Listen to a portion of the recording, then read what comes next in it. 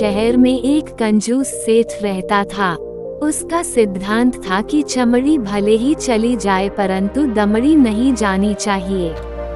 वह सिर्फ पैसा कमाना ही अपना धर्म समझता था। खर्च करने की इच्छा करना ही उसके लिए महापाप था, इसलिए उसके द्वारा दान पुण्य किए जाने की बात तो स्वप्न में भी नहीं सोची जा सकती थी। उसके पड़ोसी भले आदमी थे, परिवार सहित रोजाना सत्संग में जाते थे।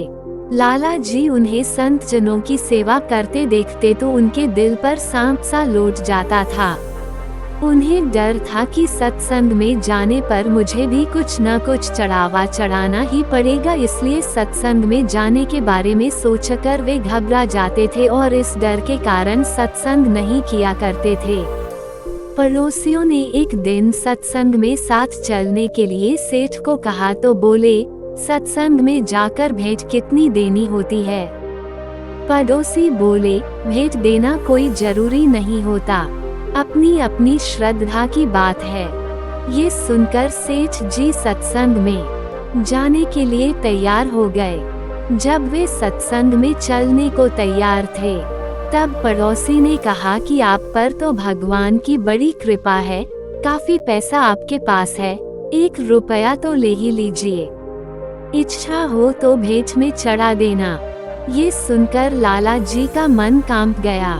खैर, अपनी इज्जत बचाने के लिए उन्होंने चांदी का 1 रुपया ले लिया और मुट्ठी भींचकर चल दिए। सारा समय कंजूस सेठ सत्संग में मुट्ठी भींचे बैठा रहा। जब सब चलने लगे तो उन्होंने मुट्ठी खोली। कृपनराज लाला ने मुट्ठी इतनी कसकर बंद की थी कि पसीना आ गया था। पसीने से रुपया भीगा हुआ था, पसीने की बूंद रुपये पर भी थी। लाला जी ये देखकर रोने लगे। उन्हें रोता देखकर जाने वाले संत रुककर उन्हें देखने लगे।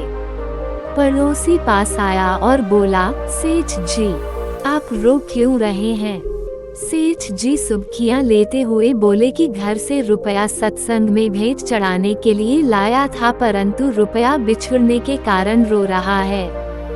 देखो आंसू इसके मुंह पर लगा हुआ है। सेठ जी ने सिक्के पर पड़ी बूंद को दिखाते हुए कहा, रुपए के रोने का कारण तो मैं समझ गया परंतु आप क्यों रो रहे हैं? पड़ोसी सेठ की कंजूसी की भावना को समझने के बावजूद मुस्कुराकर बोला, दूसरे को रोते देखकर मुझे भी रोना आ जाता है। सिक्के का आंसू देखकर मेरे भी आंसू निकल पड़े, इसलिए इसे मैंने भेंट में चढ़ाया नहीं। सेठ जी मासूमियत से बोले। पड़ोसी सेठ जी के बनाए बहाने को समझ गए और उनकी चालाकी पर मुस्कुराने लगे और कहा, अगर आपको वास्तव में रोने से बचना है तो दूसरे के आंसू पोंछो, उनका दर्द समझो। सिक्का इसलिए रो रहा था कि वह सत्संग में भेंट चढ़ाने के लिए लाया गया था, परंतु आपके लालच ने उसको इतना दबाया कि उसके आंसू निकल आए। ये बात सुनकर सेठ बहुत शर्मिंदा हुआ और उन्होंने भेंट में सिक्का डाल दिया।